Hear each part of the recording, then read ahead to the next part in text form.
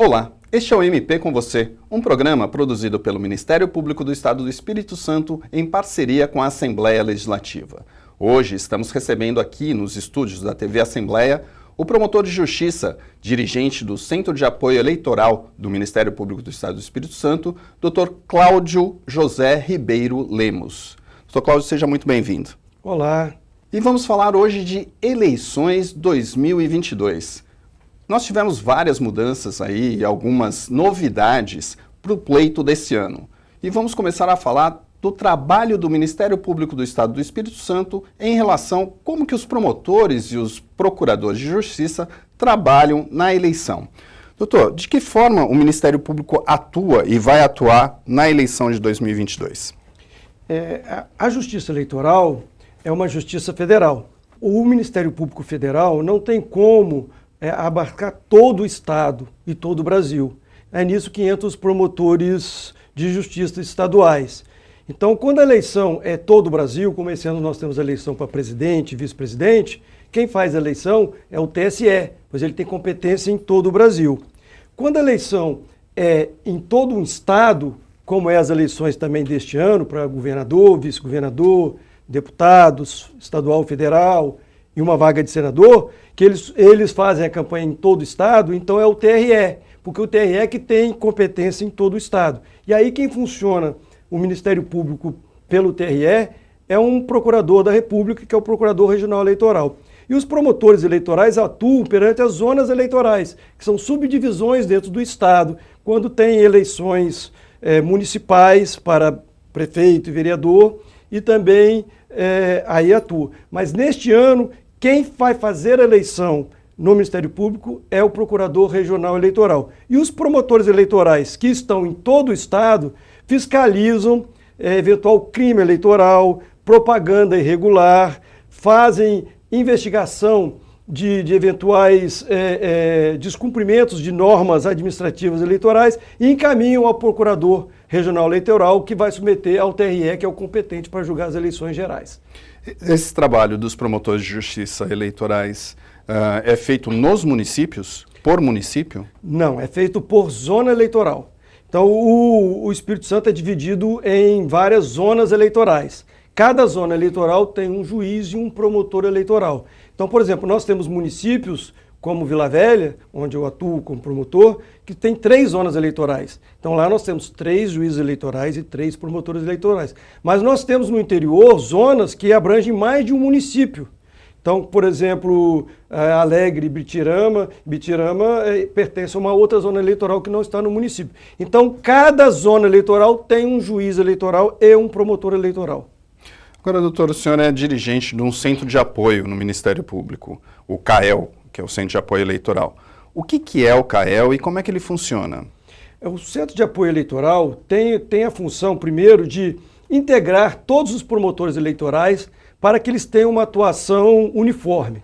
Então, nesse sentido, a gente prepara a atualização dos promotores eleitorais, preparando cursos preparatórios, etc. Porque o promotor eleitoral, como não é uma função do dia a dia do promotor, ele é designado para um período de 2 anos e às vezes fica 10 anos sem ser de novo promotor eleitoral, e a legislação sempre muda constantemente.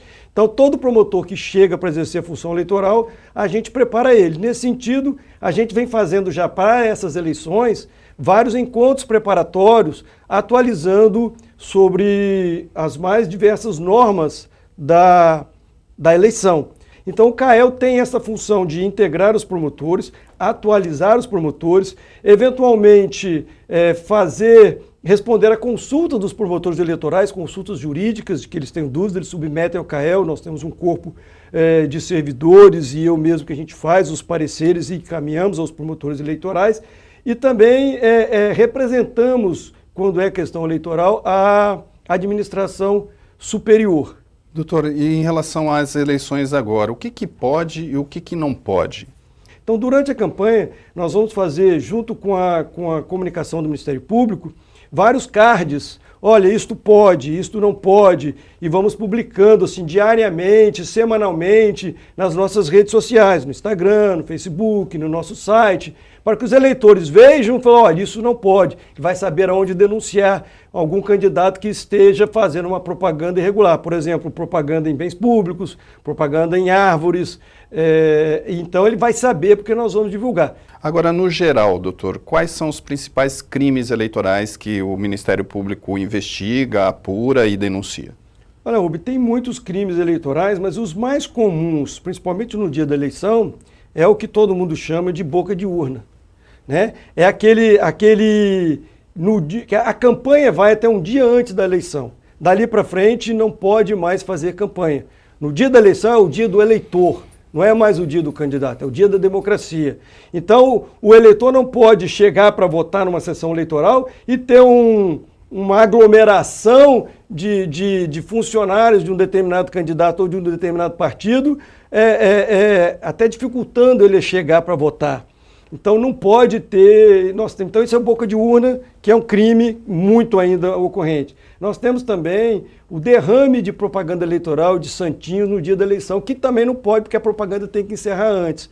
Inclusive sobre isso, nas eleições municipais, nas últimas eleições municipais, o CAEL fez um projeto muito interessante chamado Cidade Limpa, em que passou para vários promotores eleitorais que acabaram aplicando, onde os candidatos, num termo de ajuste de condutas, se comprometiam a entregar toda a sobra do material de campanha na última hora que podia fazer propaganda para que aquilo não fosse parar nas ruas da cidade.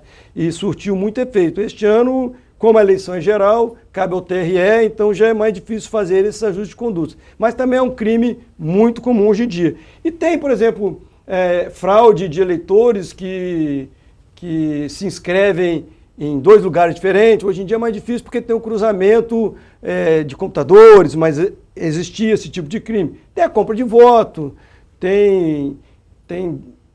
mas os mais são esses mesmo. E fake news, né, doutor? Fake news acho que é um problema que a gente vem enfrentando nas últimas eleições e que deve permanecer também nessa eleição. Como é que o Ministério Público vê essa questão das fake news e de que forma pode atuar para combater esse crime? O que chamamos de fake news, nós chamamos aqui no nosso ordenamento de desinformação. Né? Porque às vezes o que é uma fake news não é uma fake news, é até um fato verdadeiro. Mas ele às vezes confunde, ou é um fato requentado que aconteceu 4 anos atrás e é trazido. Então, assim, fake news é um termo que foi criado pelo ex-presidente americano, Trump, que toda vez que tinha algum problema no governo dele, que a imprensa ia checar antes de publicar, falava, não, isso aí é notícia falsa. E aí surgiu esse termo, mas a gente sempre usou o termo desinformação, que já existe desde a época lá dos romanos, já existe na época da guerra, os nazistas fizeram muita propaganda, eles tinham um ministro de propaganda, às vezes nos países que eles iam invadir ou recém-invadidos, eles soltavam panfletos, trazendo desinformações para confundir a população, mas atualmente a desinformação muito grande ocorre aqui em grupos de WhatsApp, Instagram, Facebook, sites de candidatos, etc. O que a gente orienta? Primeiro, recebeu uma informação dessa, porque a fake news se alimenta de trazer medo, trazer raiva, trazer uma notícia assim, isso não é possível que isso está acontecendo, aí você quer passar aquilo para frente. Mas antes que você passe para frente, a gente aconselha o seguinte, cheque. Cheque como? Cheque da imprensa tradicional, que a imprensa checa as notícias antes de publicar. Então, se não está em nenhum daqueles sites de imprensa tradicional que você confia, provavelmente aquilo não é verdadeiro. Se tiver só lá no grupo do tio, do WhatsApp... sempre tem aquela tia da família que vai logo... E isso não é só no tio da família, não. Nós temos, por exemplo, grupos de promotores, que são pessoas que, teoricamente, estão bem atualizados. Eu vejo colegas, às vezes, transmitindo ali, que eu falo, colega, você checou isso? Isso é fake news.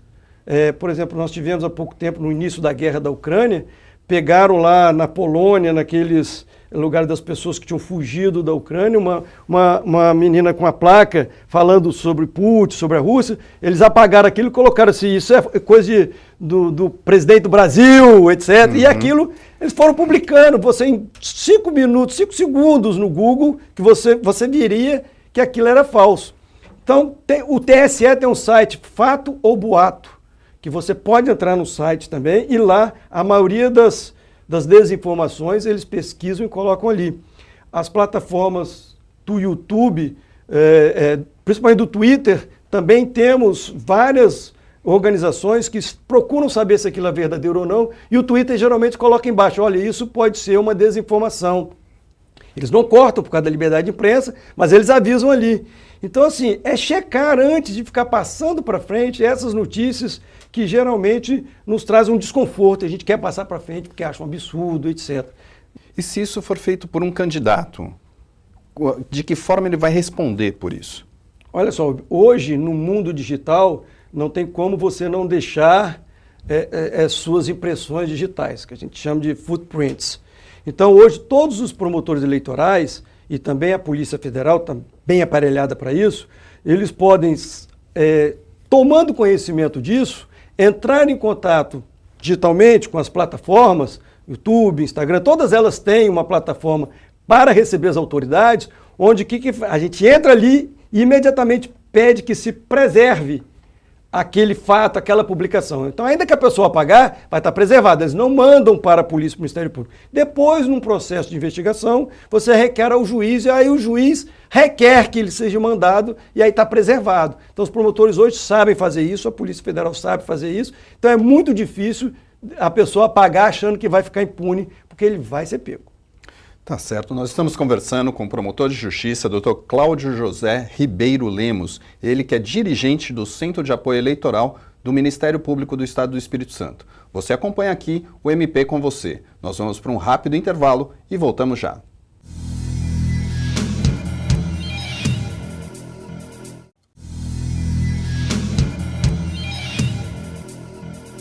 Estamos de volta com o MP com você, um programa do Ministério Público do Estado do Espírito Santo feito para você, cidadão capixaba.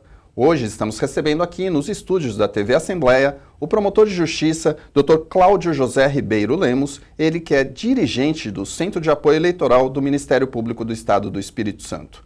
Nós estamos falando aqui sobre as eleições 2022 e o que você pode fazer e o que não pode fazer e de que forma ajudar para que esse processo seja o mais democrático possível. Doutor, nós falamos já de fake news, falamos dos crimes eleitorais, agora tem uma questão que é a violência de gênero contra as mulheres que ocupam cargos aí públicos. Como é que o Ministério Público tem atuado nessa questão e de que forma essas eleições podem contribuir para que a gente tenha um número maior de representantes do sexo feminino? As mulheres, hoje em dia, elas têm, embora elas sejam mais de 50% da população, 80% dos cargos eletivos são ocupados por homens.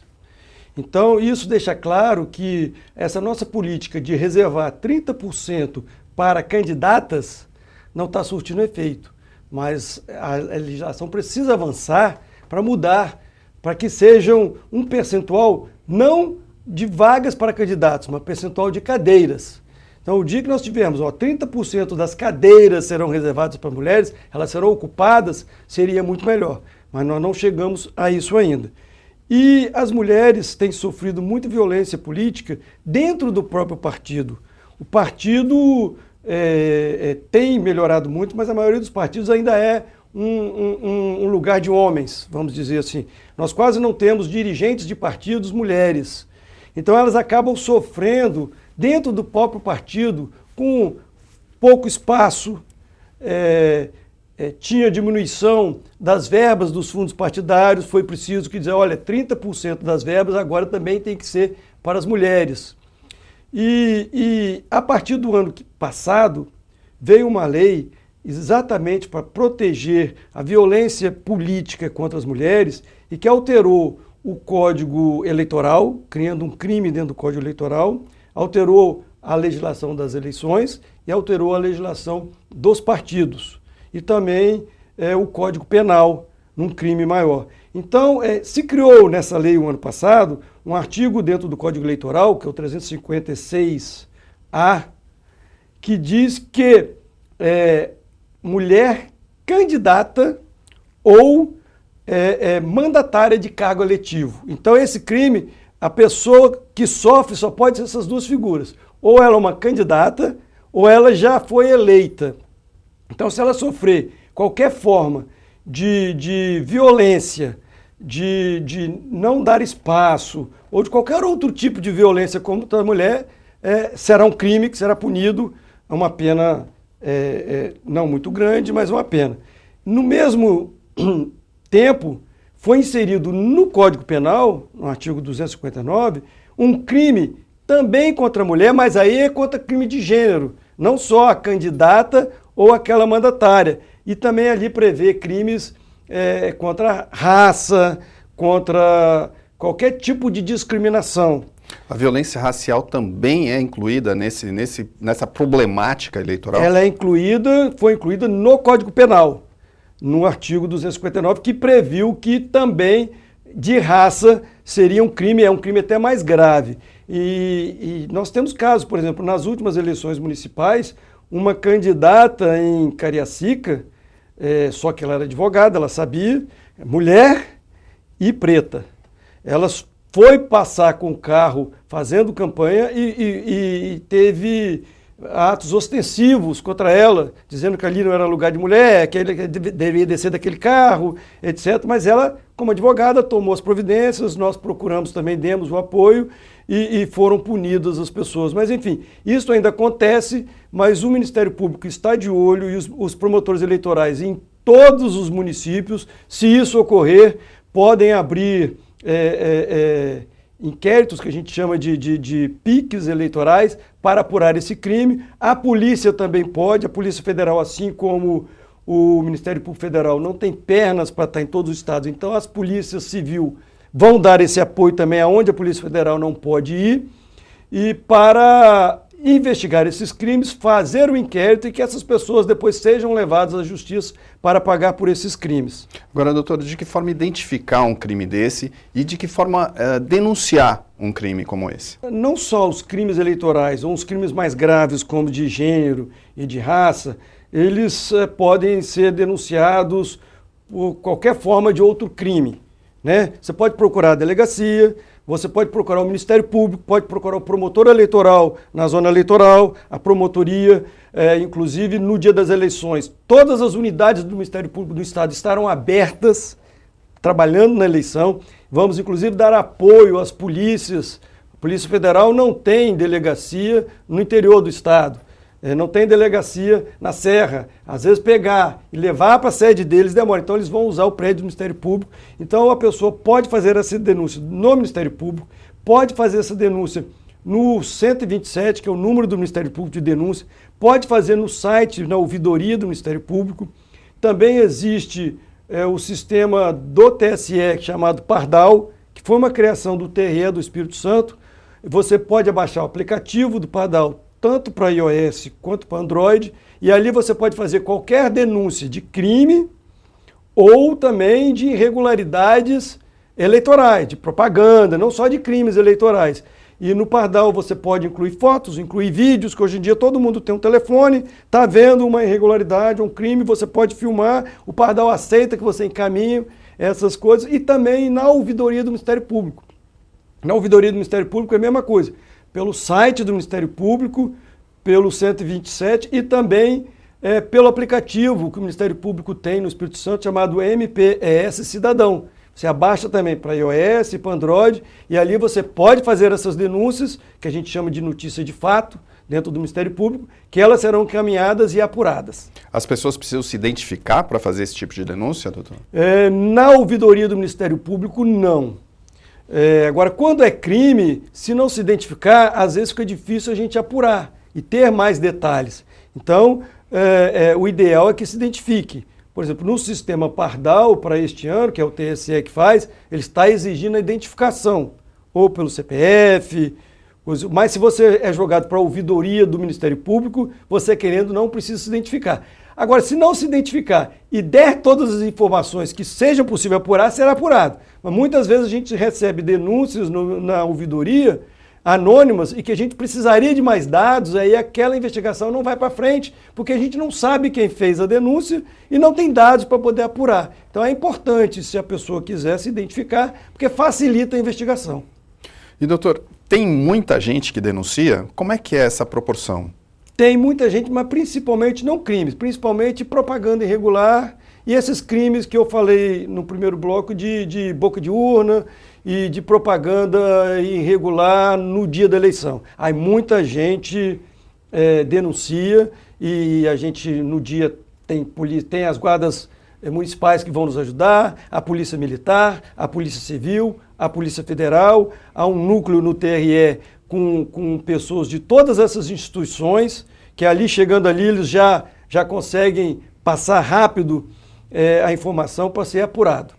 Doutor, e qual é a expectativa do Ministério Público do Estado do Espírito Santo em relação às eleições 2022? O que se espera, o que a instituição espera para essas eleições?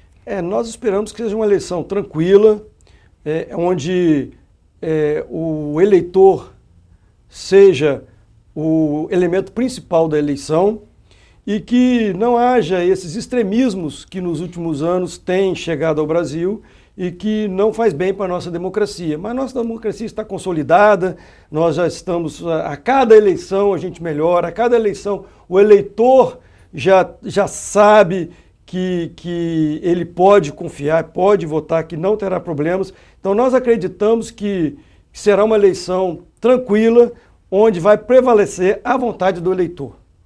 Doutor, a gente tem visto aí alguns casos de violência política. O Ministério Público tem como atuar para prevenir esse tipo de situação? A violência política, no sentido o que nós temos assim, muito nas redes sociais, são o que eles chamam de haters. São aquelas pessoas que odeiam um determinado assunto, por exemplo, ele odeia esquerdistas, ou odeiam direitistas, ou odeiam pretos, ou odeiam mulheres, eles odeiam de graça, não tenham coisa. Essas pessoas cometem vários crimes, às vezes cometem crimes de injúria, de calúnia, de difamação, crime de raça, como falei, ou se for contra a candidata, e nós estamos atentos a isso também, vamos apurar e não vamos tolerar esse tipo de atitude e de crime nas eleições. E doutor, para a gente encerrar aqui o nosso programa, qual a mensagem que o senhor pode dar para o cidadão capixaba? Eu digo ao cidadão capixaba o seguinte: fique tranquilo, escolha bem seu candidato, vá às urnas e exerça o seu direito de voto para que a nossa democracia continue cada vez melhor e mais forte. Tá certo. Nós agradecemos aqui a presença do promotor de justiça, Dr. Cláudio José Ribeiro Lemos, ele que é dirigente do Centro de Apoio Eleitoral do Ministério Público do Estado do Espírito Santo. E encerramos aqui o MP com você, um programa feito em parceria com a TV Assembleia. Até o próximo.